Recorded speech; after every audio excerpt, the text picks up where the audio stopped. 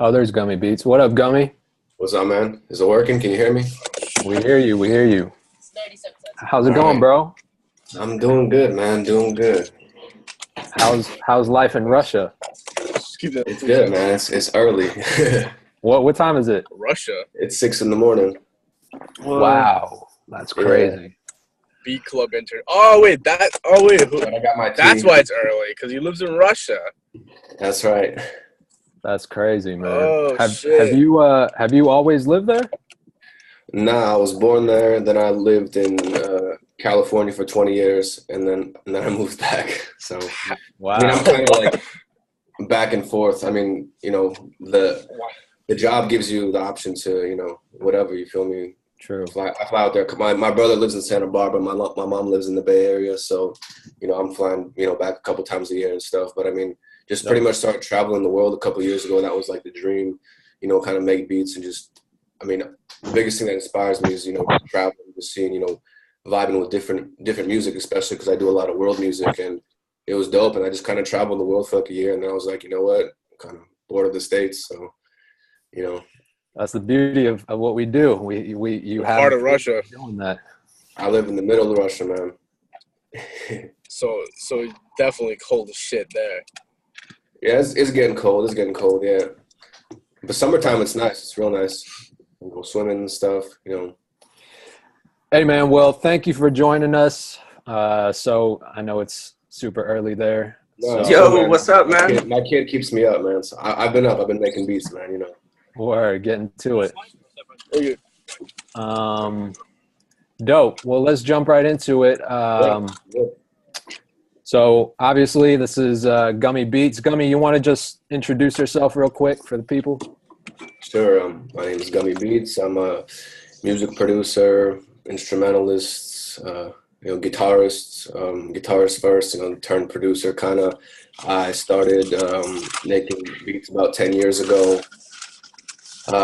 Just like everyone else, using Reason 3 at the time, I think it was. Or maybe I even started in Garage. I think I started in GarageBand, and then I got Reason 3, Reason 4, and just kind of, a hobby that got more serious. I grew up in the Bay Area, and when I was like 21, I think I moved to LA. Kind of everyone was telling me, hey man, your music got potential. So living in LA was a great experience, and just working with people and just so much talent there at the same time, experiencing the Hollywood world, and that was a very humbling experience. And then later on, it made me realize the biggest thing, where of course we have these industry dreams, and I just started having more of self-awareness of what I needed for me. And to me, it's like, hey, I want to make music and just do what I love, and obviously have the financial aspect supported. But when I was meeting people who were like writing, I knew a lot of songwriters, in the R&B world, and like they were writing for all these people, but they're like, fuck man, I gotta fly out to New York and work with this person. I'm like, what the fuck? Like, dude, people dream about this shit, but they were getting money and all this stuff, but they weren't happy, because they, and they're just all the politics in it and stuff, where people who would have these big songs, and they'd be on the radio and then be like, hey dude, can I come through and smoke? And be like, what the fuck? Like, so, and it was a real awakening, even from, I had a girlfriend who was signed and, to the biggest producer, and, all this name dropping bullshit. But in reality, time goes on, and like, dude, like, it's crazy. You guys aren't living, there's no consistency, or you're not living the lifestyle you want. So, and this was at the time when I was just trying to figure out how to sell beats online, and I was probably making like $800 a month, $1,000 a month, just like here and there, just barely paying my rent and getting by, selling a little weed and shit, Yeah. And I realized that, and this is when you're in LA and you're like, hey, I sell $25 beats, that shit is not cool, especially 6-7 years ago. And now I look back and I'm like, thank God that I took this route, because I was seeing all those people who I mean, each person has their path, but that didn't happen. And now, making 6 figures, doing all these different avenues, and, buying property, supporting my family, which is number one. And now it's like cool to do it, right? And it's, and people see that it's, consistent and stuff like that. So yeah, I mean, experiencing all that different stuff from, the main topic is TV licensing.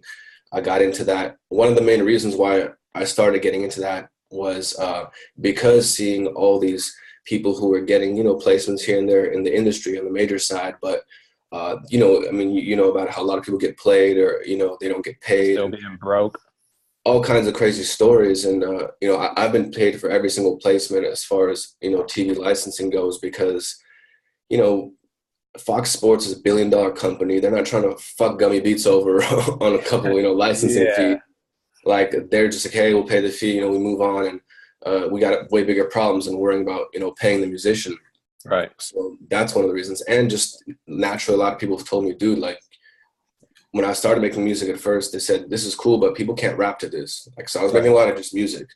And then later on I figured out how to make beats and stuff. So yeah, I mean, I just kind of moved to LA, between networking and just back then it was completely different as well because the online aspect was just building. Now it's much easier and, there's way more options. Before it was literally like the whole fucking cocktail party bullshit, Yeah. So, okay, let's rewind a little bit and go back in the timeline. So was this around, you said about 6 years ago. So this must've been around what, 2001 or 2010? 2011, like 2011. Yeah. 2010, 2011. Yeah. And so that's, Hey, no, you're taking too much that, medicine. shut up, bro. Is that around the time that you moved to LA? Yeah, that's exactly like I think 2010 is when I moved to LA. Okay. So was LA a big part of how you were able to get into, I guess, Synch Licensing? Did that help you with Not at all. I think being around a lot of people and just hearing stuff here and there, but I mean my personal journey like actually happened through someone in New York. So it was like one thing I learned in LA, East Coast and West Coast people. It's funny because I grew up on the West Coast, but everyone thinks I'm from the East Coast in LA. And they were one thing I learned is the weather has a lot to do with how people move. Like people on the East Coast, especially in New York, are very straightforward. It's a yes or no answer. It might be rude, but it's straightforward. LA is like, all these music supervisors with their fucking flip flops. And I mean, when you're already, it's sunny as fuck, like you're chilling. If you're a music supervisor, someone's making the decisions of choosing, music for upcoming shows and stuff. They got a pretty, decent pay and everything. They're already chilling. They don't care if they choose my beat or your beat or any of y'all's beats, right? So there was like a lot of jerking off where it's like, it'd be like 6 months of back and forth emailing and like, cool, we like these beats, send us more. And at the time, like I said, man, I was barely making it. I was broke and like I was young too, and I would get frustrated. I'd fucking cuss a couple of them out. And like, looking back at it, that probably wasn't the right thing to do, but it's like, you're getting these bullshit answers like, cool, send us more. It's like, well, motherfucker, if you like my music, then why didn't you, like, let's go. Like, let's do something, Right. So, that is the truest shit ever. Yeah. So I think I resonate with that heavily. Yeah, I mean that's kind of a fact of. I mean, it's the same thing when you deal with a lot of A&Rs in the industry who, are looking for beats for so and so artists on so and so major label. I've been told a million times, "Yo, I like these beats. Can you send through some more?" And that's all I ever hear, And so I guess that kind of helped motivate me to kind of make my own moves and Exactly. solidify everything that I work for. So, but yeah, that's interesting. So can we talk a little bit more about how did you get your first kind of Synch license placement? So at the time, I actually had a manager who, like, I went through a lot of crazy shit. Like, so I was paying a manager at the time, and then realizing that you're not even really supposed to pay a manager. I mean, it's almost illegal, or so to speak. But basically, whether it was a consulting fee or whatever, like, again, like I'm a type of person that will go through everything to figure out what I want to do, and and I learned a lot. I mean, in the end, looking back at it, I mean, I'm where I'm at because of this person, not because of this person, but what I went through, even though, so I would go through a manager where that person would have some connects and shop my beats around and stuff. But it was a lot of bullshit back and forth. And one of the people in LA, who I was emailing for like almost a year. He worked for like the X Games and all the extreme sports shit. Because I do a lot of rock stuff too, because I play guitar, right? Yeah. So one thing that's very important when you are submitting, try to do what you do, but also diversify your genres. Because right now there's a huge oversaturation of just maybe, let's say, trap beats. And the biggest mistake that I see is if you have an opportunity to submit something, and let's say you send just 2 trap beats. The problem is, it's not that, trap beats are needed, and I play trap beats all the time, but understand that you're submitting yourself as an artist, basically, not just as a producer, to, join, if it's a music library or publishing company. And if you have 2 of the same genre, and by genre, I also mean emotion. Emotion is very important, because if you send 2 of kind of similar thing, they might say, this is good, but we have enough of this. But if you have one, let's say up-tempo hip-hop beat, and then the other one's like a smooth kind of, laid back feel, they're like, okay, well, even this is variety. They might say, we got enough of this up-tempo stuff, but the smooth stuff is cool, like this person. So always you want to show variety in as many different genres and emotions as possible. So at the time, like, I was also making like a lot of dance kind of, so I was doing like hip-hop, dance kind of before the EDM dance, I guess, and, like some rock stuff and like some guitar stuff. And so I submitted like, and this is back when you just can email an MP3. So I was emailing this dude, and like back and forth, he just kept going. Like, I was like, he's like, look, we have enough projects, we're full right now, because I understand that like if it's 2017, like they might be looking for stuff for 2018 that's going to film in 2018 in the summertime. That means your ass is going to get paid in 2019, and so patience is, this is an avenue that is not a quick check. This is something where, I think music is about building avenues. So while you're selling beats, and, number one, at this point, always be in control of your hustle. Mm-hmm. So the best thing you can do is sell beats online, because someone wants it. They, boom, here's my PayPal. Right away. You get paid right away, because that will take care of your bills. Then when you start getting comfortable, or like even if you're working, whatever, you start creating these other avenues, but you have to be able to afford almost to, create these avenues. Yeah. Just with time, patience, and you being able to afford to be consistent. So anyway, he was in LA. He's saying, look, we have enough projects and stuff, but here's a company in New York. Some friends of mine, they're definitely gonna like your stuff, because, you have a variety of stuff. And they're a company called Jingle Punks. They're one of the biggest companies out now. But when they were starting out, their story was that they were these 2 dudes who started this, a music library in their fucking apartment, basically.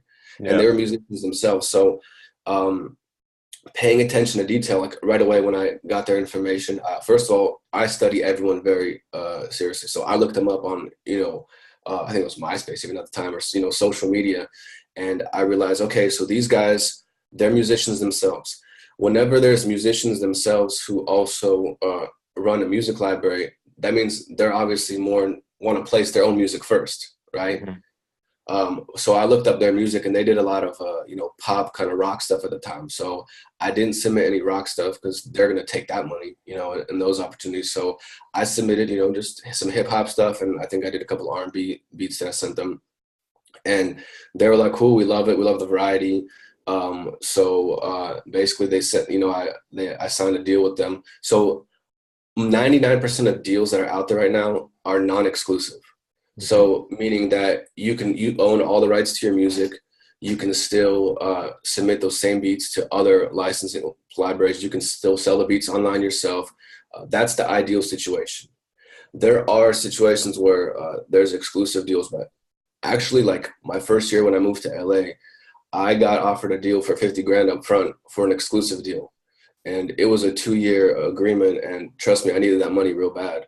But I felt it was kind of like the devil, tempting me, where, I was like, if I'm getting offered this kind of deal, that means my music is worth that. And let me be more like, what would suck is like, let's say I signed that deal, and a week later, let's say I went to KFC and met Usher. No. And but if I had an opportunity to work with someone big, I'd be like, cool, man. Yeah, I'll hit you up in 19 months when my contract is done with these people, because, I'm exclusive to them. So I was young. I was like, no, I want to keep my options open with all that. So I highly suggest non-exclusive. And most of the situations are like that. So Yeah, so basically what happens is depending, again, it's a capitalistic world, depending on how big the company is or what their system is, but usually they have like a online database where they'll give you a login and password and you can start uploading tracks into their database. And you want to be as detailed as possible. Like if they have keywords and stuff about the beat, take your time, because once it's in there, it's in there. And that's when either they will start shopping it around the clients, or what happens now also is music supervisors can log into a database. Like let's say if you're a music supervisor for MTV and you're like, okay, we need beats for this upcoming show. So they'll log in and they'll search by keywords or, whatever certain, tempo, genre, and search for stuff themselves. And they can actually select and download it there. And depending on what agreement they have with the company, like the internet has obviously changed the shit out of all this. Yeah, crazy. I mean, so I do hear from a lot of guys who are in similar positions where they license a lot of music for synchronization. And a lot of them tell me, it's literally as easy as uploading your music to these libraries. And if supervisors like them, then they'll pay you for it straight What's up. a music library? Like what is that? So it basically, it's a company that they can serve as a publishing company, basically, where they have let's say 100,000 beats or 500,000 beats, depending on, or if they're starting out, whatever. And they will basically, they serve as a middleman basically to all these, big TV stations or even independent people as well. So basically, it's like, think of it as it's a BeatStars for, them. Right. So it's like a beat. It's like an online shop for like. It's an online shop, but it's more private and direct. Like they're out. Like BeatStars, for example, is just like, to me it's like a computer program that sends the beat out. Like we sell the beats, right? They're building a platform where they're able to have people search and stuff and whatnot. But right, even since my Flash Store days and all that, like this is like they're almost like a manager where, and they get a cut. So usually it's a 50-50 split.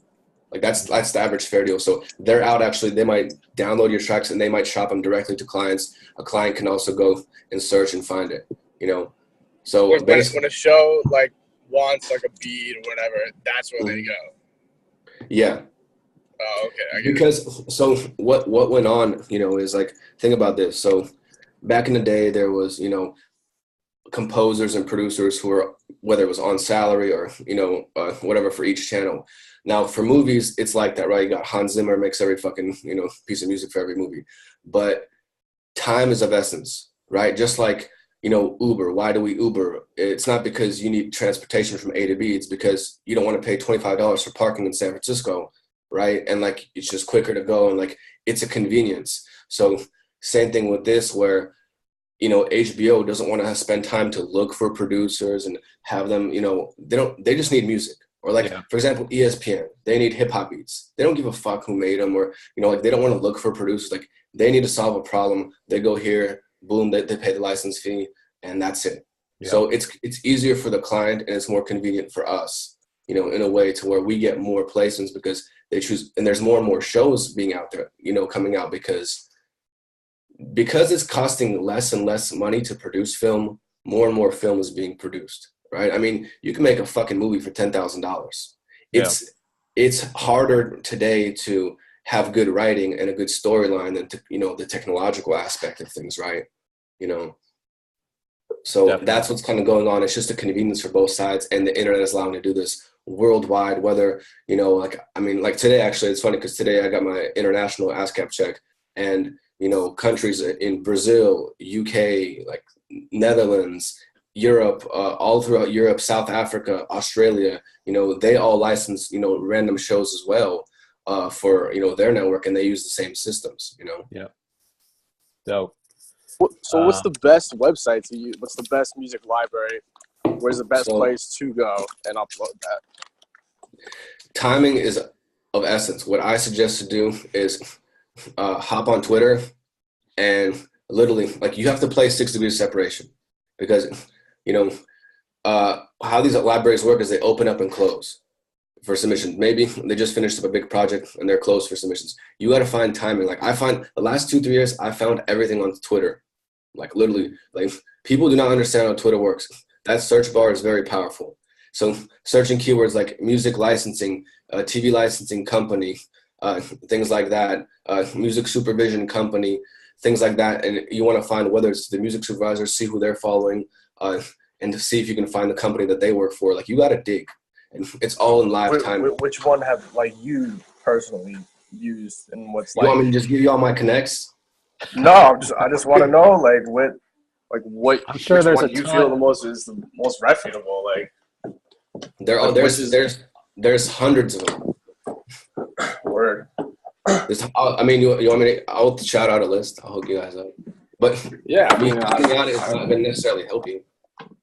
Because I just want to know which ones like, all right. you use. Like, I'll show you the Ricall RICALL.com, triplescoopmusic.com. So triple scoop SCOOP music.com. These are all companies that I've worked with personally. Gravelpitmusic.com. I'm giving you all time to write it down. So Jingle Punks, as I mentioned, they're one of the biggest companies out there. They do a lot of diverse stuff. And I'll give you a couple more, and I'll kind of explain what you guys need to really be doing. Syncaudio.com. I've gotten a few placements with them. Let's see. And are these sites that you have to be approved for, or do you you have to submit. Up? So first off, when you find any sites where you have to pay to submit, that's bullshit. I'm not saying that you can't get a placement through them, but it's not that it's bullshit. It's that that's their hustle, and it's fine. I mean, Again, scared money doesn't make money. Like, do whatever you can in your position and try. But your overall goal, like the whole old school thing of like, oh, can I get that contact list? Like, like Kato, you got, contact list. If you gave everyone, people's emails, like they'd be like, what's up, man? Like, you email some random A&R. They don't give a fuck about you. Yeah. I mean, I'm just being real, So, the whole like contact list, this isn't fucking 1999, like it's totally different. What you want to really do is why I'm saying timing is so, specific, because you want to, in order to really make money in this business, you have to get a lot of placements, and getting 1 or 2 placements is not going to change your life. It might add, some credits to your Twitter bio, which is cool too. But, if you want to really make money at the end of the day, because we know a bunch of people who have a bunch of credits and they don't make no fucking money. Yeah. Or like, I'll tell you, like, I've consulted for people who are Grammy award winning multi-platinum producers, and they're hitting me up for advice. And I'm like, bro, like, you have my dream Twitter fucking bio, right? You got everything. But in the reality, it's fucked up because now they're in their late 30s and, they got to feed their kids and they have a family, and, they had a few nice pops, but they didn't, hustle enough and build a business and build a brand to where they can, monetize it. So understand that your main goal is to, timing to find a company, even if it's a smaller company that's out in fucking Ireland, if they're just starting out, you can build with them. You build a relationship over the years. Why I get so many placements is because after several years, a lot of the people who work at these companies and the people that I've networked with personally, and this is all online, not like I'm meeting them at the fucking, I live in the middle of Russia. Yeah. So understand that you can build with them because you never know what deal they're going to land next. I'll tell you, again, with the Jingle Punks company, why there's the timing of that story is so interesting because about 12 months into me being part of their library, so they allowed me to upload like, I think it started with 5 beats a month into the library, and then it went up to 10. So, I had about 80 beats in their library.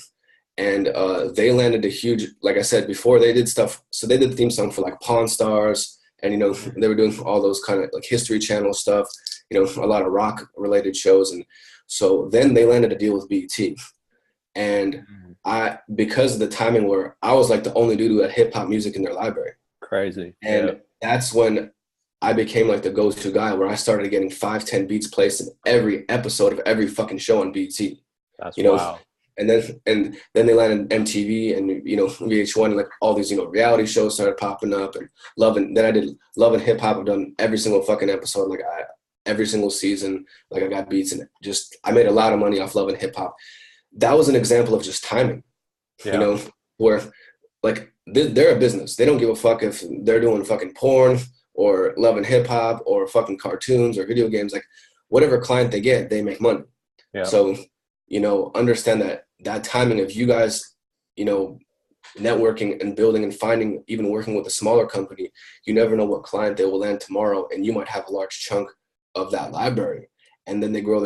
And like this company that, started with, this kind of stuff. Now they did music for the Super Bowl last year, Pepsi, they got offices worldwide. I mean, music in every fucking country you can imagine. Like, so that was just a really big example for me of the growth of just seeing how a small company like this started by two guys, So Gummy, I'm sure you've built like a crazy pipeline of placements up to this point that you're collecting royalty checks off of. But how often are you getting new sync placements? I get at least one a week. Oh wow! So I mean I've gotten over 3,000 placements like in that time. So like it's because what goes on is and now, some libraries that are shouted out, I have, 500 to 1,000 beats in that library because as time goes on, you keep uploading, diversify your catalog. So I do a lot of, world music. Also finding niches that, when you got everyone mostly competing in the hip hop, for those, hip hop shows, right? Let's say, or urban shows, people are forgetting about the 800 other fucking channels that exist. Right. And so who's going to, like I've done music for Animal Planet, National Geographic, History Channel. Like it's not no Gummy Beatz, it's like fucking music, and like, so the beautiful thing about, if you take the time, for example, to make a Middle Eastern little riff, it can be a 30-second little fucking little thing, right? I'm gonna sample that, what you just did there. And, it's timeless music. Two genres that I really think people forget, because this is how you guys can, win over the competition as well, is like thinking smart. So two genres, first of all, is world music, because a Middle Eastern influenced beat, it could be the 15th century, it can be the 21st century. Like it's traditional music that's always going to be needed for a variety of different things, even if it's hip hop based. Like think back to, 50 Cent, Candy Shop, like Sean Paul, like Scott Storch, that era. He fucking changed a couple notes, created this style, and like every single song was, biggest song in the world was Middle Eastern influence hip hop R&B club joint, right? And that's dope because, a lot of our beat club members, they play different instruments, they have different styles, different influences. And so a lot of these guys are, and I'm going to open it up to questions because I'm sure you guys have questions too, but a lot of these guys, have mad like diverse style that I feel like they're limiting themselves to just trying to get placements with rap artists. Everyone's trying to do that. So it's dope that we can have you on here just showing people how they can diversify in the placements game just outside of like working with artists. You got to diversify because that's how you get consistent placements. Because let's say if I have 1,000 beats in a catalog, if I got, 200 hip hop beats, 200 R&B beats, 100 guitar beats, 100 beats, world influence, sad piano. Piano is the timeless instrument. Using also timeless instruments is good because it's worth your time to compose something like that, because I have beats that I made, 7 years ago that still get placed. A piano hip hop beat is a piano hip hop beat. Yeah. And I have this one beat, I made over $30,000 off it. If you listen to it, you'd be like, regular ass. Like if I put it on my site today, no one would buy it because it's not Amigos type beat. But it's basically like something Biggie would have rapped on 20 years ago, just like a piano kind of East Coast hip hop beat. But it's so timeless, and there will always be something that will fit. If they're doing I Love the 90s, or they're doing, time is also another genre that people forget about. Look at all the shows, Empire, flashbacks to the 70s and 80s, right? All these shows that are taking place in a different time period, they need that type of music. So think about like more in depth about what genres to do. It's worth your time to compose something like that, because once it's in the catalog, it stays there forever, and you can continue to place it. I call it pimping audio. Yeah, which I'm sure is dope as a creative too, because you can literally make whatever the fuck you want to, and there's a better chance of you getting a placement for that than if you are just working with hip hop artists, and you might make like a, you know, a pop beat or an R&B beat, and you might not know like what to do with it. But if you're in the licensing game and you're, you know, diversifying, and you can literally make whatever the fuck you want to and have a good chance of getting a placement in sync. So let me open it up to questions. I know we got a bunch of people in here. So who's got a question for Gummy? So before anybody asks a question, I just want to say what's up, bro, and I appreciate you coming here, man. Oh, shout out to Jay. Jay's the one who. Oh shit! What's up, Jay? Chilling, man. Listening to you give them gems, man. Don't give too much out. So there's more than enough information for everyone, man. Just about applying it. Who else? Who got a question? So, what's up, Gummy? What's up, bro? I was just wondering, like, when you submit for placements, do you put in a whole song, or you just put in like 30-second segments, or? So, usually I'll send like a 3-minute beat. Don't put your fucking tags in it. You know, clean. You want it to sound as best as possible. MP3 most of the time. Usually they'll have a specific, like if they have specific instructions. So it might say, you know, send 2 MP3s to this email, or some of them have a very, you know, if they have like a, you know, a pretty diverse or interesting website where you can upload directly to them, or they might say, please send 2 streaming links. So again, it's a capitalistic world. Each company is different. So if they have specific instructions, just follow them. Sometimes if it's like, you know, like a 30-second piece of music that just ends, right? Like for a commercial, right? If it's kind of like literally changing throughout the way, then, you know, submit that. But usually I'll just send a 3-minute beat, because the longer the beat plays, the more you get paid in the show too. So, you know, you want it to kind of keep going and stuff like that. For sure. Well,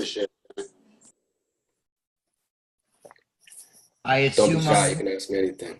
I assume you put them in mixed, right? You send them in mixed completely, mastered. Yeah, mix and master. You know, the best sound quality possible. You know, you can have. Are you outsourcing for your engineering, or you mix all your own shit? I do all my own shit. Yeah.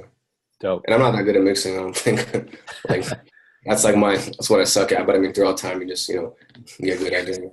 But when they get the files, are they stemmed out? Do you send the stems or? So recently, only like this last actually like several months, I've been running into, you know, situations where they have asked for trackouts, but usually they want the master. So when you submit first, you just send an MP3, but when you submit into the library, they want the master wave format, and because then they'll chop it up how they want. Make sure the beat does not fade out.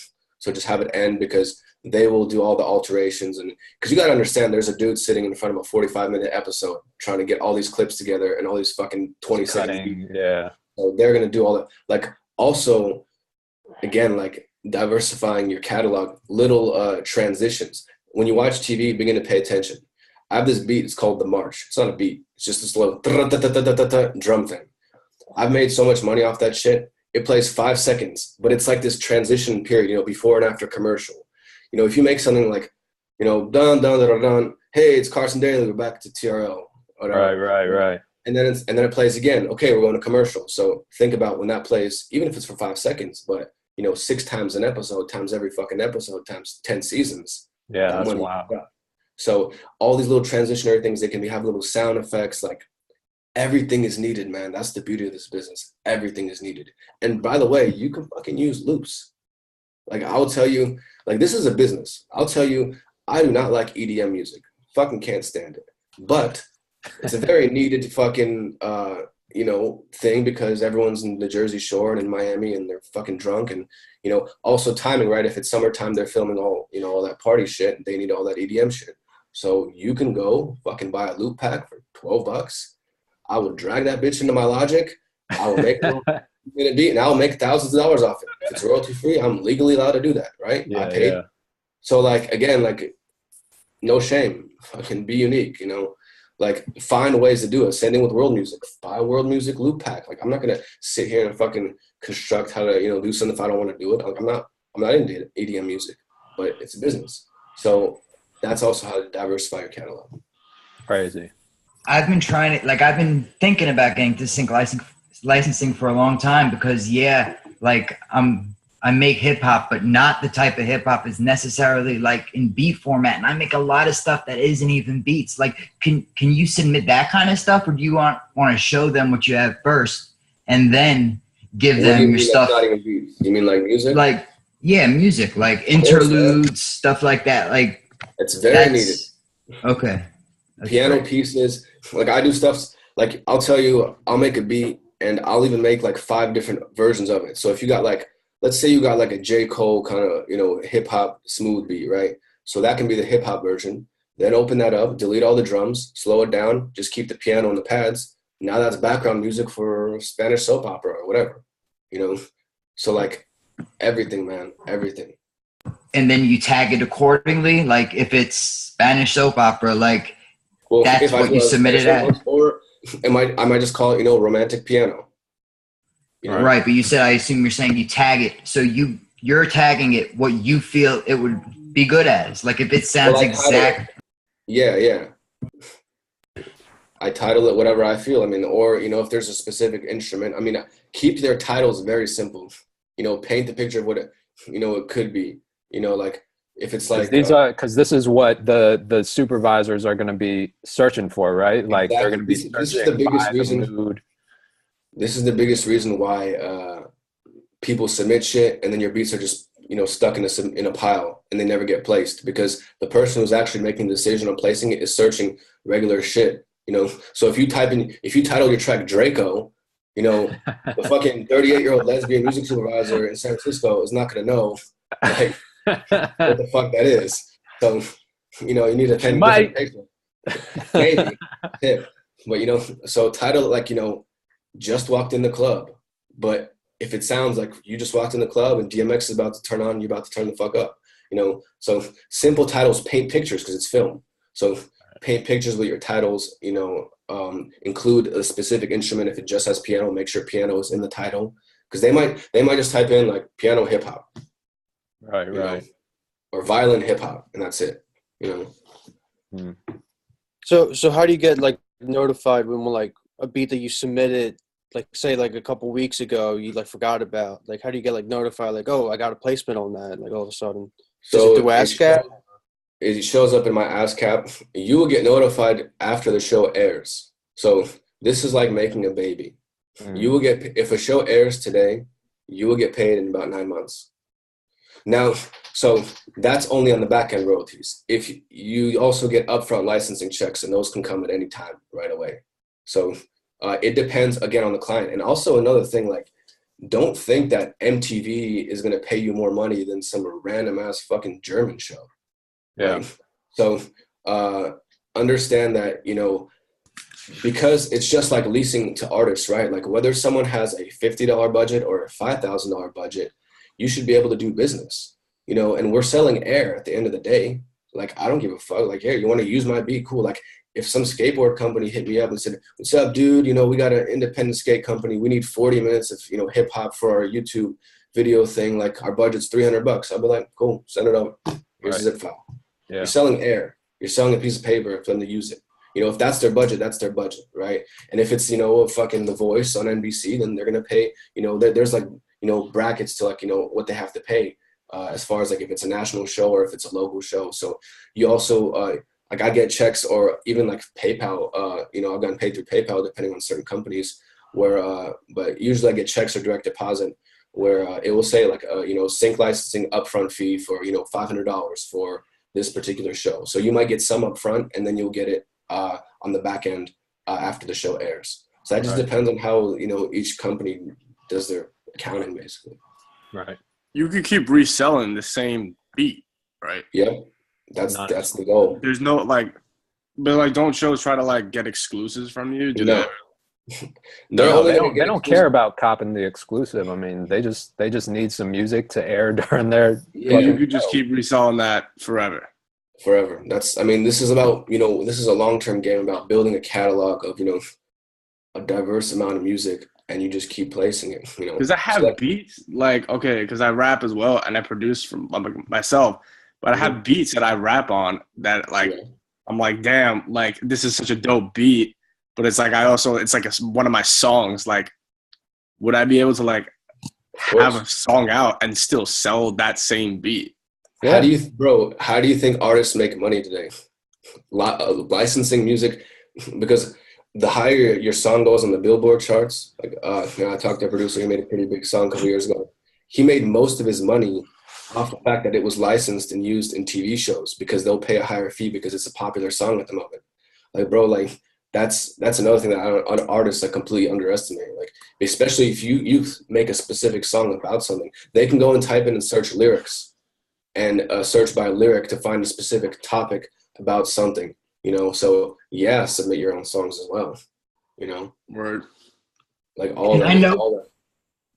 I know companies like Jingle Punks you mentioned, they only accept like regular people submitting in their stuff that don't already have placements for like 2 weeks out of the year. And like, are all these other sync companies that come out, are they getting placements like they would? Or did like MTV already have their people? You know, like, are all these other sync licensing companies, when I'm looking for them, can they really get me placements, or are they mostly just trying to start something? You know what I mean?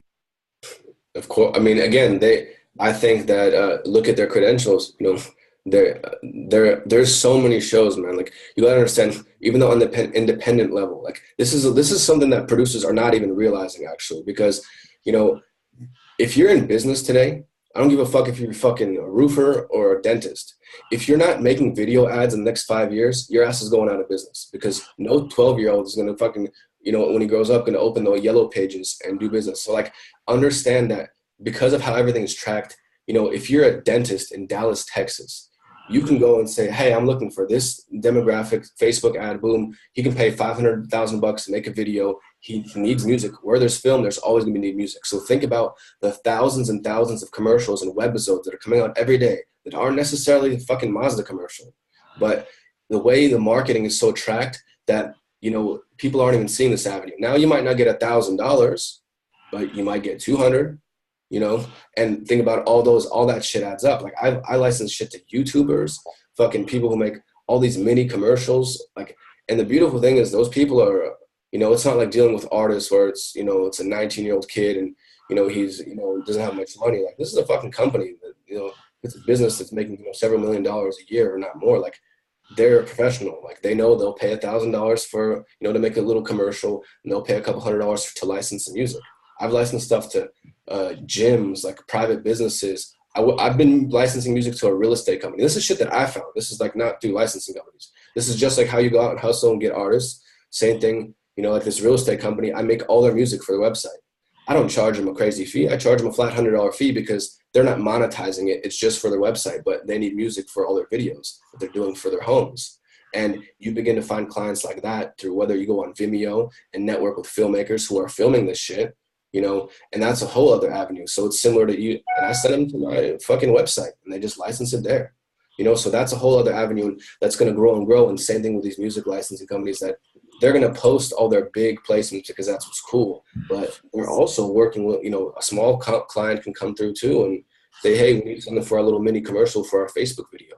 And that's just going to grow and grow, you know, and it's going to be because the marketing is so targeted. Like, if you go to guitarcenter.com right now and look up a keyboard and 20 minutes later go to YouTube and go look up fucking cats, I guarantee you a fucking Guitar Center commercial is going to pop up, or an ad.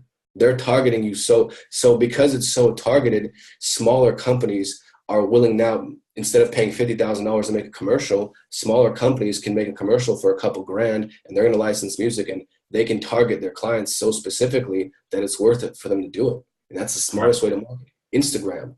Instagram video is going to, you know, you're scrolling through, you already see ads, but it's just starting out.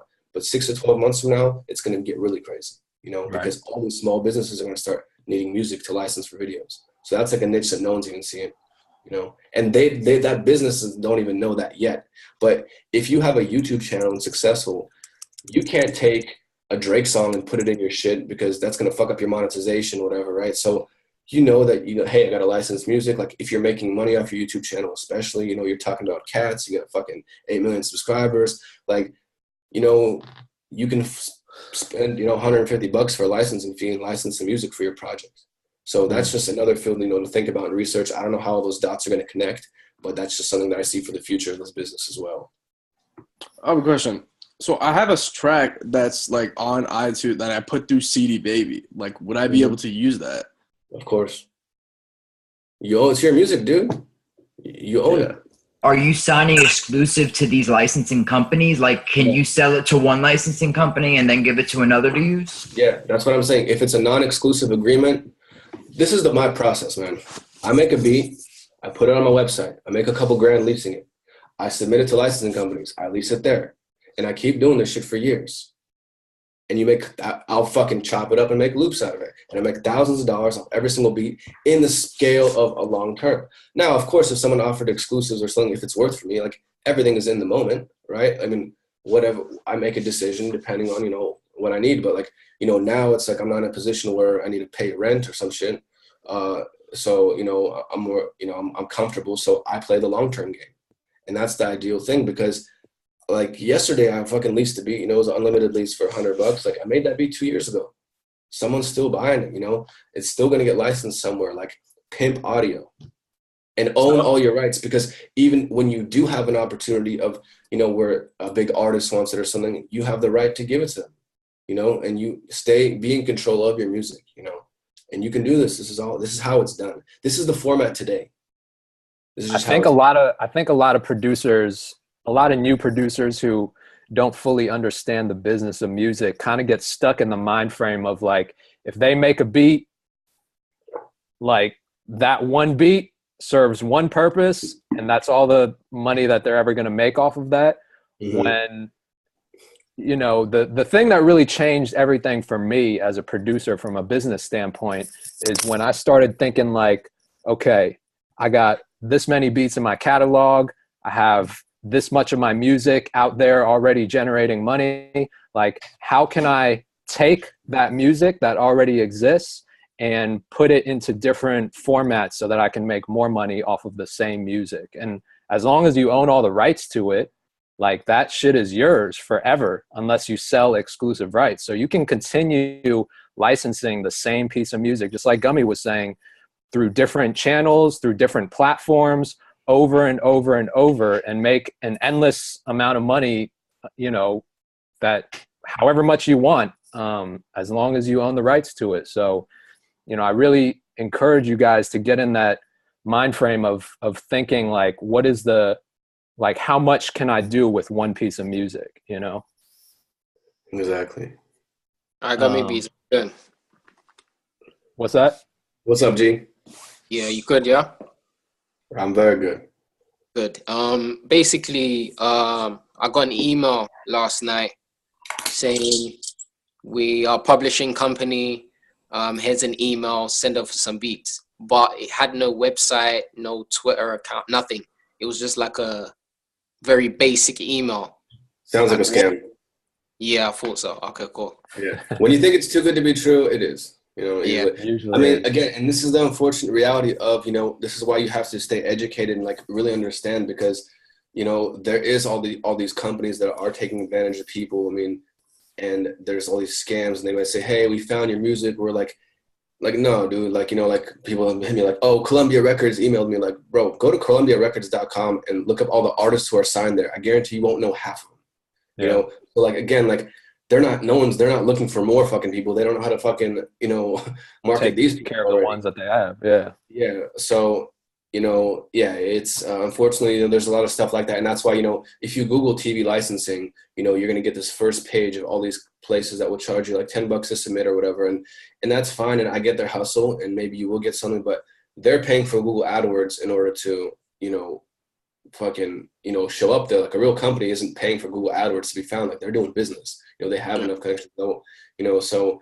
it's interesting. Like, a lot of these companies you find when you look them up on social media, like, you'd be like, fuck, y'all got like 300 followers, but it's like, they're not trying to win a popularity contest, so, and be verified and all this other different shit. So it's a little bit, it's interesting how that is, but yeah. Where do you see the future of sync licensing? Like, is it just growing, or is it all oversaturated, like how the beat market is? I think as aside from the beat market and, you know, kind of the industry, I guess that the major industry that's, you know, I don't want to say dying, but, you know, it's kind of going through this, you know, it's fading.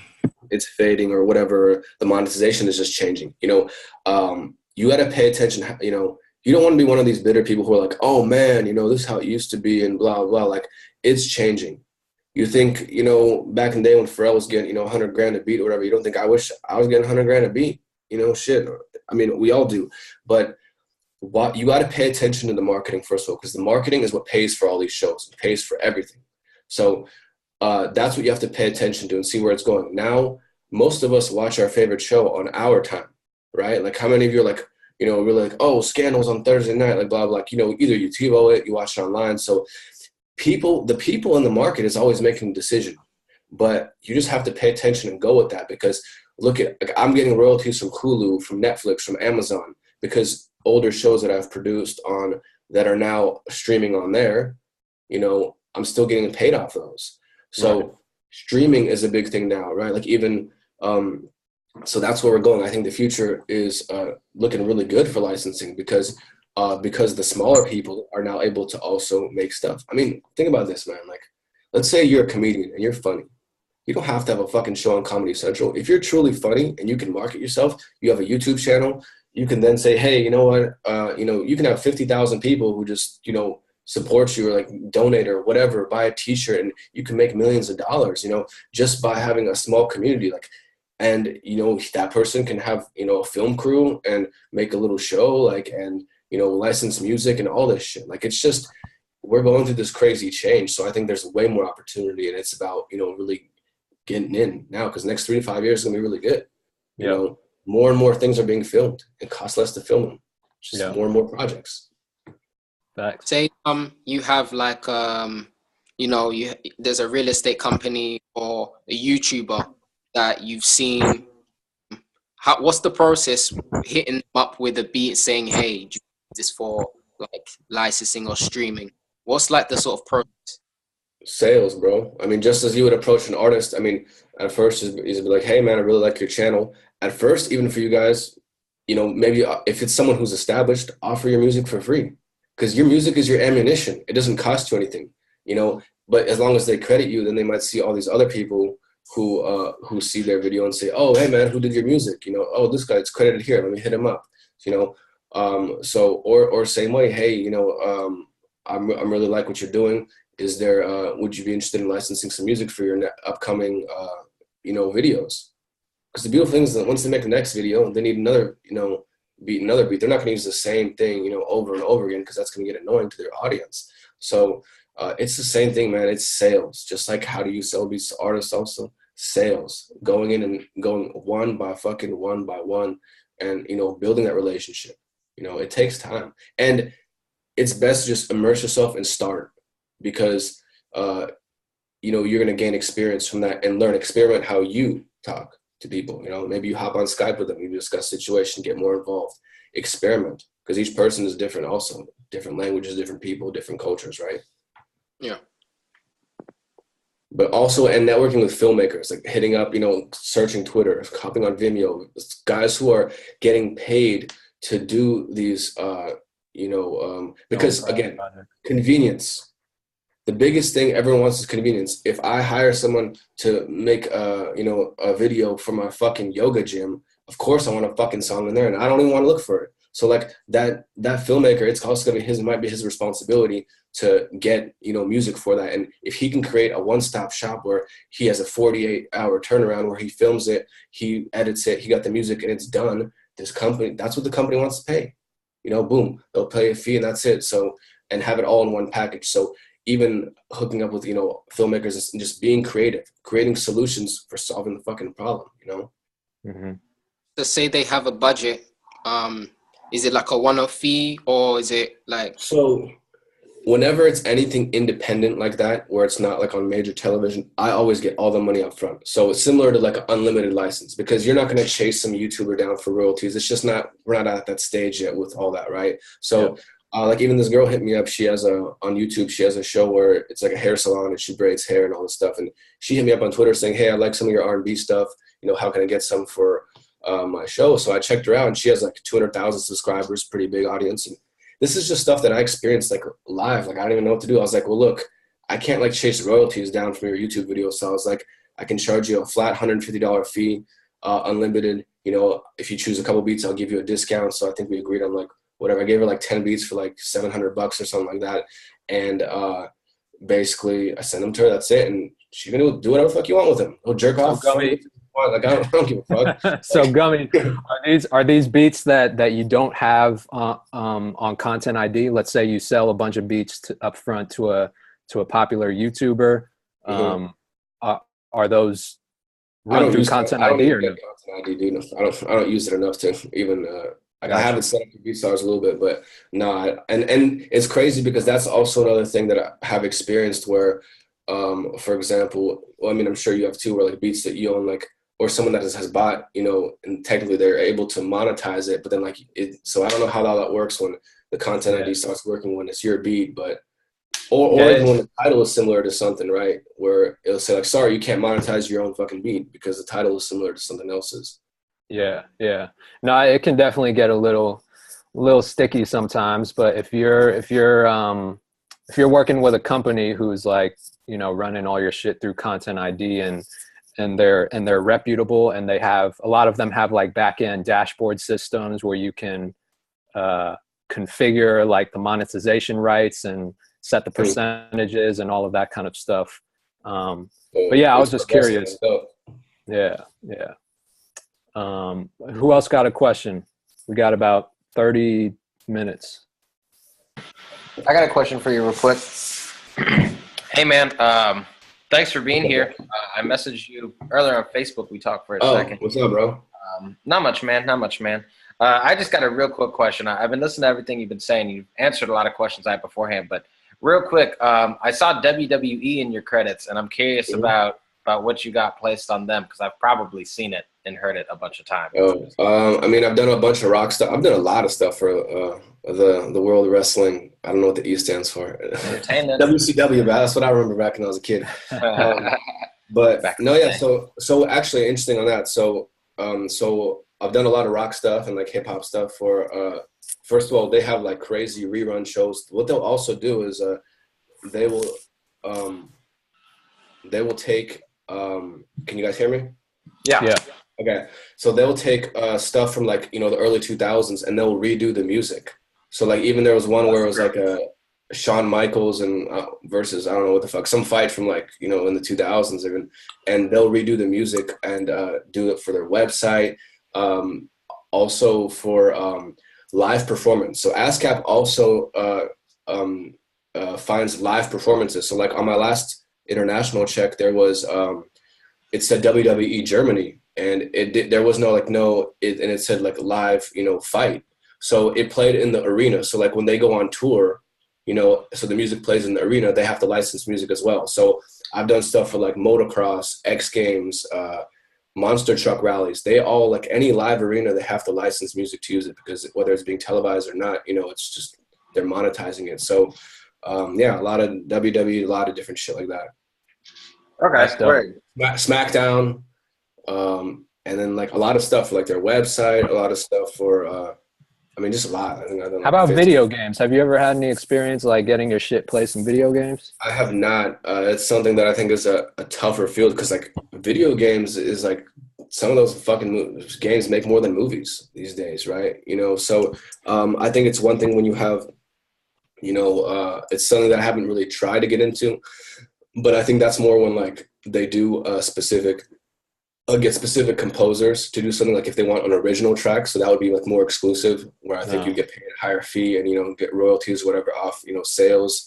So, I mean, that's what I'm assuming from what I've heard. But no, I have not done video games now. It's a whole different field. That video games and movies is very tough. Like, I mean, because that is on more of like who you know basis, and more like just like the same 5 people have been making all the music for every single fucking movie the last 30 years. Right. I got a question. What's up, bro? Y'all hear me? Oh, what's up, Kato? What up? What's going on, Gummy? We were talking earlier. I'm Swerve Beats. Oh, what's up, man? Not much, chilling. Is there like a specific formula we have to use, like when we're submitting to music license companies? Because I've submitted like fucking at least 200, and I probably had like 6 hit me back. Damn. Formula as in like in the email? Yeah, email and as like the way we format our music. Is there like a specific way we go about that? I mean, I just send, usually if it's MP3, just send the basic track that you made, All right. I think it's just about doing more research about each company and seeing, so like even like this, so let's say if they did season 1 for a certain show, they're most likely gonna, have a contract extended to do season 2. Like you gotta dig, and like when you find a company, look them up on social media, Google them, like everything. You gotta dig and figure out, find little clues to figure out, okay, what, how can I better my chances of, getting with them and getting a placement? Because researching what kind of stuff do they do. If you see that they do a lot of sports related stuff, maybe, if you see that even they did like, 3 Adidas commercials, that means they probably got to connect at Adidas, right? Or so they're going to do more of that. So maybe you want to send more energetic, music. So all these little clues matter just to better your chances. But bro, like that, it's a numbers game. It's a chase. Like, trust me, bro, it's taking me a year to even get fucking anywhere. So like, it's a very long-term thing, and there's no one that's going to fucking encourage you to do it. But you just got to be patient and just play the numbers game. It's also by chance. You might send 2 beats that it's not that they didn't like them. Maybe they just have enough of that type of music, right? So you just keep going, bro. That's all you can do. Pray to God that he guides you to the right people. Yeah, it's frustrating though at times though, man. What's something that we should be doing every day as far as like marketing ourselves is like making an online presence? You should be branding yourself every day and connecting with artists. I mean, as far as selling beats, connecting with the audience, connecting with artists, and figure out how you can give value outside of just the beats, because that's what people pay attention to. It's just simply, the question is this, man. It's like where the beat game is today. Like, you selling just a beat, is that enough of a problem that you're really solving for the artist? But think about all these other things that you can add. Just even simple, like fucked up shit that I see, like a lot of producers, even the top selling producers, they never, retweet or help promote a lot of the beats that they sell to people. And yeah, you can say, oh, this guy sucks, I don't want him on my channel, but this guy fucking pays your fucking bills. Like, this guy gave you money, like respect him enough. So that's figuring out, where you can go 110%, with your customer service, and create a comfortable world for artists to where they keep coming back and fucking with you, because that's how, there's dudes who were on top 5 years ago who fucking are broke now, and they make amazing fucking beats, because they were just relying on SoundClick or one third party, privately owned business. They weren't building a personal brand and connecting to where, like, people don't buy Gummy Beatz because they like the beats. They buy them because they fucking like me. Yeah. And maybe the beats are good too. Okay. But like, they can get greater beats anywhere for free. They can go type in Cash Money AP and get it fucking free, download the beat for free or whatever, they buy you. So you creating other ways to give value to artists. I mean, it could be something as simple as like knowing how to upload a song on Spotify. You'd be surprised how many of these artists don't know how to fucking get their song on iTunes or whatever. So you educating yourself on how you can help the artist and giving that information for free to them. Even like, hey guys, quick video on, if you need help how to upload a song on Spotify, check this out. That's what they're going to remember about you, not your fucking beat. Gotcha. So Yeah, I noticed you give out a lot of free game too, man. I really do appreciate that. And it takes me time, bro. I spend money to educate myself. I fucking read, books. I'm listening to audiobooks. I was walking my son this morning. I was listening to podcasts. Like, I'm always constantly trying to figure out, what else. And, that's how you build up your brand, because, in 5 years or in a year, if I want to, create gummy clothes or, some shit, like, I fucking guarantee you I will sell 1,000 fucking t-shirts real quick, because I built a brand, not because someone needs a t-shirt, because of what it represents, right? Okay. So grow your brand, grow yourself. Yo, as a beginner, how many licensing companies should I submit to? As many as you possibly fucking can. As many? Okay, because to me, I feel like I don't want to submit to too much and then lose myself. It's like, well, I just submit to this company over here, and I just submit this company over here, and I don't know which one I submit to. You know what I'm saying? So They're all non-exclusive. It doesn't matter. They can all license the same beat, and you'll get paid off of every single one. Keep a journal. So like I have a journal where I'm like, okay, submitted to this company, got an email back 6 weeks later, like, okay, John emailed me from that company, follow up. Like your follow-up game is crazy because they might disappear for 2 months and you'd be like, hey John, just following up, Right. Okay. And I send you, so like it's a process because you got to understand how many fucking submissions that they're getting, So be patient and just the follow-up game is really heavy. Following up is how you get fucking placements and sales. Yeah. Okay, cool. Sweet. Appreciate it, bro. No, man. Who else got a question? What's good, Gummy? I was wondering for more like on the arrangement side of the beats that you're sending out, are you doing like, from what I've kind of come to find out, it sounds like you're making changes like every 4 bars or so, and then like just bringing in new elements. What tips can you offer on that? So, I mean, as far as my hip hop beats, I literally just as they are on my website, that's how I keep them. Similar to just how, you would have it for an artist. If there's like a specific thing where I feel that, it's a build up or like a more like an orchestral cinematic thing, you want it to build up and change just up and down. But sometimes they just want like some regular shit for like 45 seconds, So I don't think there's any specific way to do it. Just do it how you feel as just a piece of music. If you feel that it's like for an artist, it's a 3-minute beat, keep it like that. If you feel that it's, a 1-minute thing that needs all these changes and kind of has a climax and, peaks down, that would be something more for a commercial, right? Because like begin to watch TV, watch, commercials and start to pay attention, kind of subconsciously now from a different level, like pay attention to how the music is changing, how often it's changing, the transitions and all that. That will give you a way better idea of, what kind of stuff to do as well, Mm-hmm.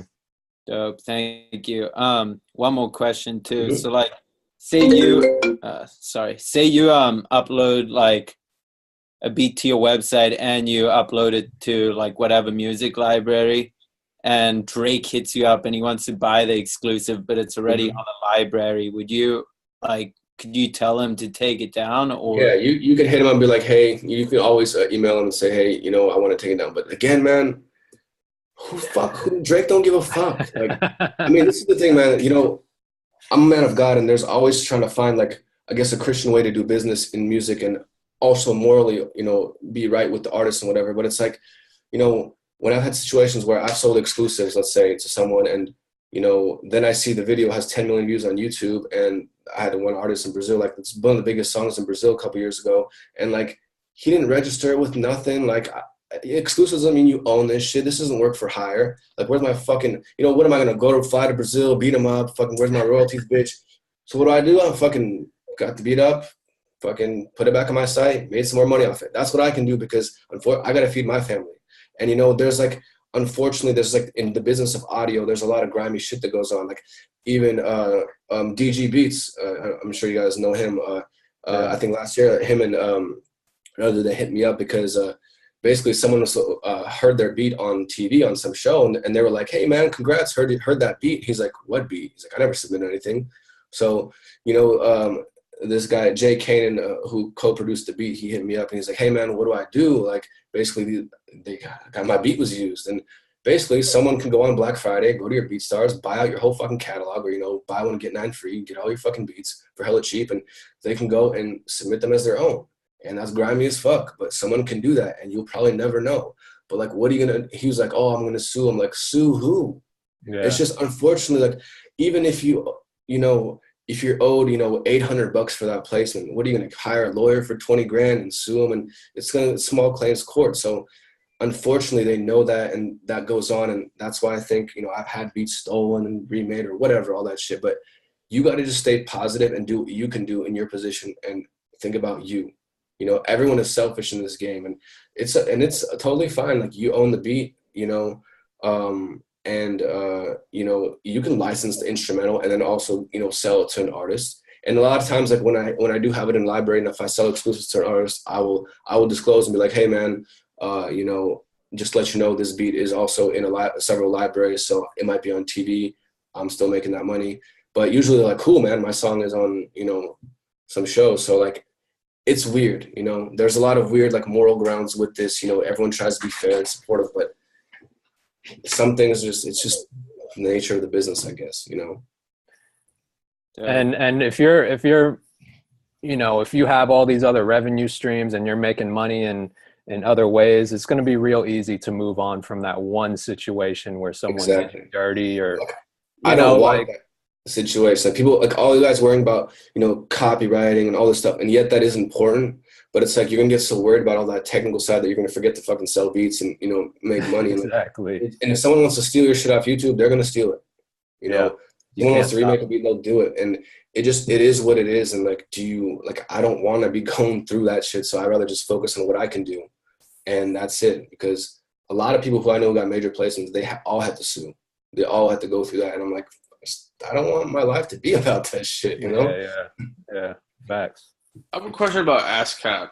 Because I had no idea about this shit. Like I was heard about ASCAP. I don't know exactly what it is. So I'm literally signing up right now, and I just got to the second step, and it's telling me that I might, like, it's saying we detected that you might be with another PRO.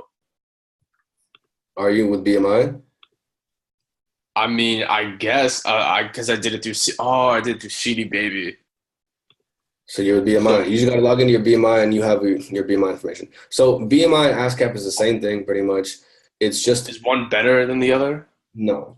All they do is, it's like a big misconception. All they do is collect your royalties. You don't get placements through them.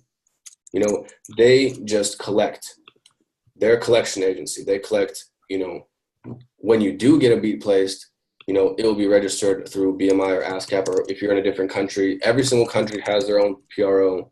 So it'll be registered to them. And then I never went on BMI and like made an account. That's the thing. Like, if you did it through CD Baby, maybe they have a service where they do it through that. I mean, you got to hit them up and find your BMI number and stuff. Because when you do submit your beats, when you get when you get a placement, you know, they're through the libraries, they're gonna ask for all your information, or your BMI number, or your ASCAP number, or whatever. So all that. So they do the same shit. They collect royalties. I mean, it's. I can say like the ASCAP site to me. I mean, I'm with ASCAP, so I'm gonna rep ASCAP. I mean, I think the ASCAP site is like a little bit more up to date, but like I think it just really doesn't matter. Like, I think it's just, it is what it is. I think someone said BMI for ASCAP isn't independent. Like if you want to have a publish, so also for this guys, you can't have multiple like. No. So if you have like multiple like artist aliases, like I think ASCAP allows up to 3 aliases that you can have for one thing. For one, okay, yeah, because for one human with a social security number, I guess. Right, because that's my situation right now, because I have like the trappy like EDM dance beats that I do, which is Shut Your Trap. Then I have myself as a totally another different artist. I mean, bro, sign up as your grandma's name. Like, dude, I submit shit in my mom's name. My mom gets checks, bro. Like, it's I don't explain that. I just. What do you mean? I double my chances. Like, let's say I submit as Gummy Beatz to a place, and then I fucking submit as my mom, and fucking she gets checks too. You know, I made her a separate ASCAP and all this extra shit, and I get royalties in her names. It comes to her. Like, what do you mean you like submit? Like, what you like submit beats to? Like different beats. Let's say as Gummy Beatz, I submit, to hip hop beats, and then to double my chances as another name, as my mom, I submit some R&B shit. It's my beats, it's all my music, but it's just I have it, And that's all on the same ASCAP account. No, different people, different taxes, all that. So, okay. So you're using her social. So you're literally taking her like social and like all that other shit. Yeah. I registered all that Totally different account. Oh. Yeah. So with BMI, I have a split personality disorder. Take secrets and shut up, bro. What? Gummy Mama's getting those checks. I gotta take care of my. No, because I'm trying to figure this out, because I don't know if I should just roll with BMI now, but like. Well, I mean, if it's saying that means you just roll with BMI. I mean, it'd be easier. You just got to get in touch with them, bro. Just call them or email them. Like, figure it out. Yeah. I've got an email. So you can't have multiple. My bad. You can't have multiple aliases with BMI. I've never used BMI, so I'm not sure. But I know for ASCAP, you can have up to 3 pseudonyms, is what they call it. Huh. Okay. Who else had a question? I don't know how many names he's trying to use, but I'm with BMI. You can register as a writer and a publisher.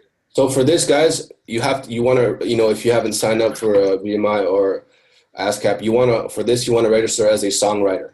You are the songwriter of this, and you own 100% of this. If there's a rapper, then you split it 50-50, but you are the songwriter of this. You own 100% of that music. So make sure you're signed up as a songwriter. Yeah. And for ASCAP, they give you an IPI number, and that's what you give the licensing libraries after.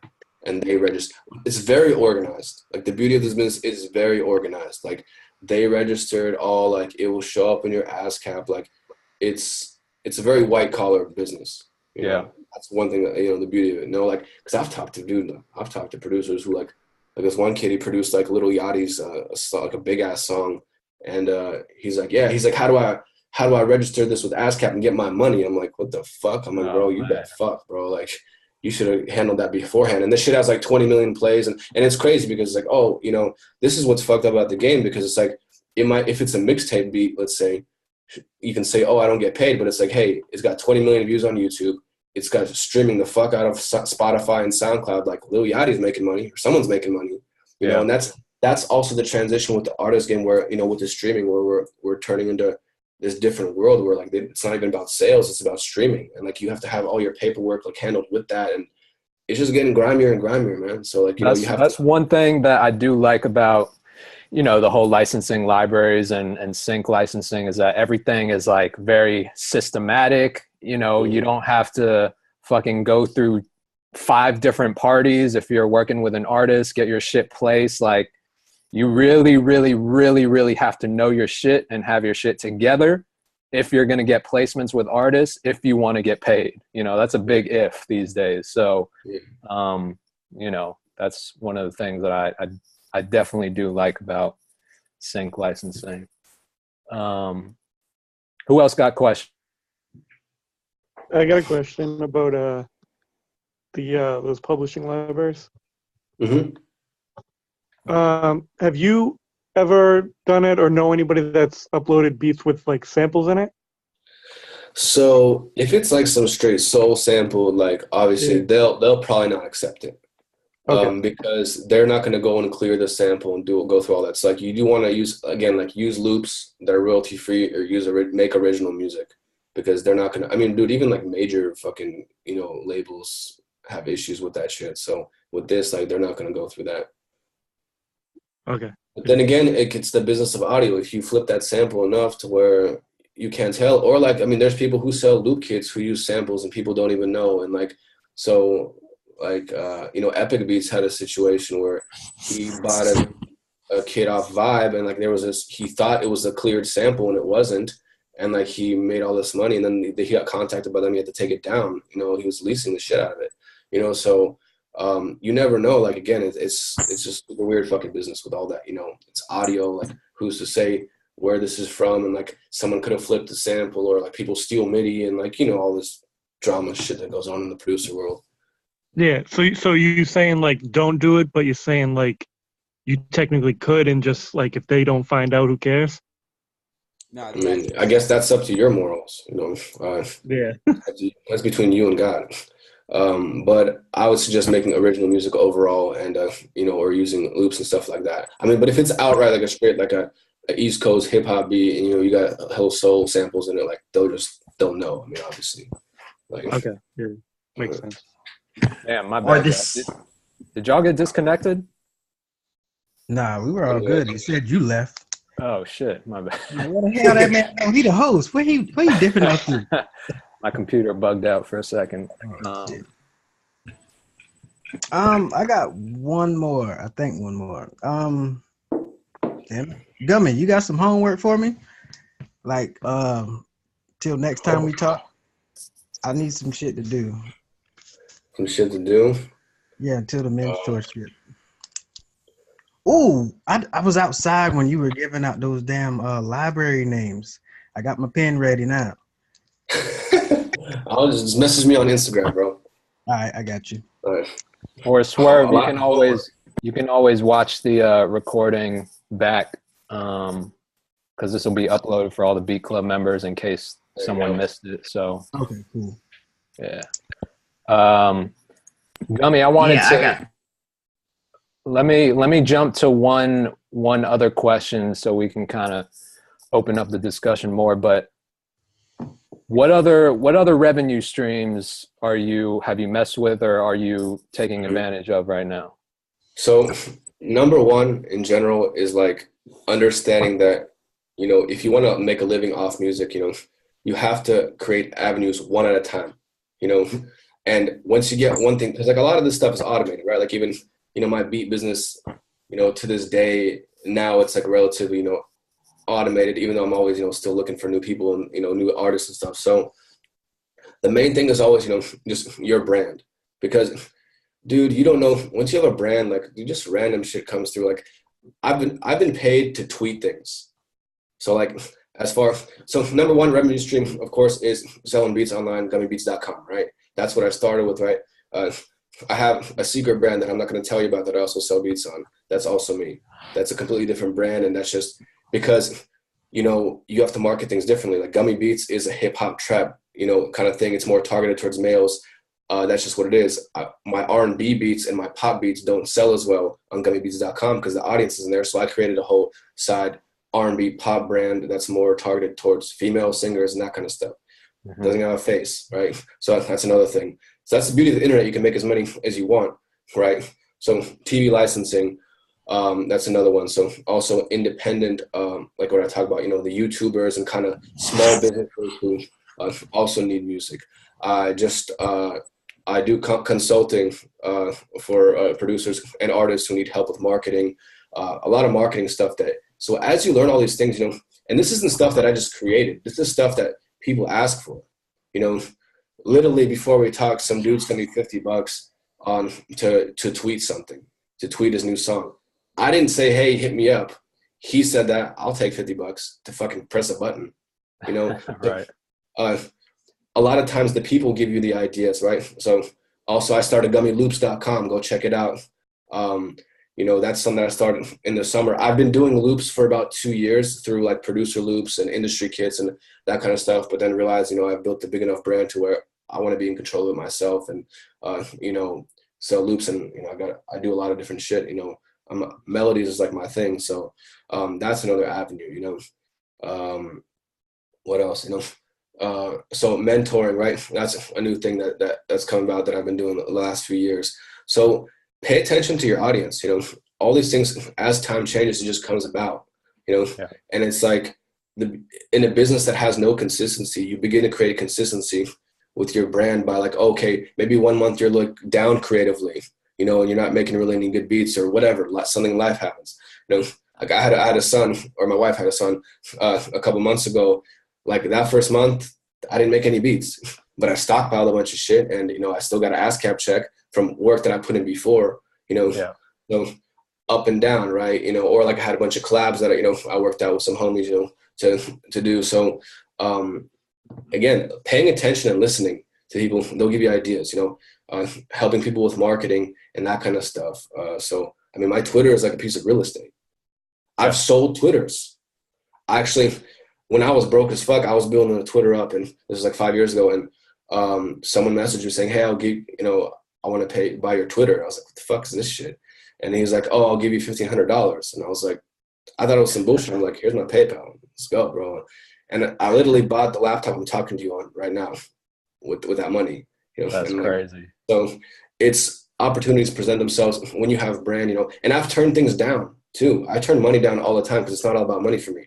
It's about, you know, building a long-term, first of all, living, you know, lifestyle you want, but creating, you know, your brand. Like sometimes when, you know, if the KKK hit me up and said, hey, I'll give you $1,000 to, you know, post on Instagram, and be like, sorry, bro, like most of my audience wouldn't like this shit. So, you know, you have to, or if it's like some whack shit or something that I disagree with, you know, so you have to make decisions with that. But as you building a brand is number one. And who knows, I might make films later on. I got movie ideas. Like I might clothing line. Like it's all interrelated. Like, you know, understand that, you know, look at DJ Khaled. He don't make beats. He doesn't rap, but he has a platinum selling album, right? And this motherfucker gets like 150 grand to Snapchat something.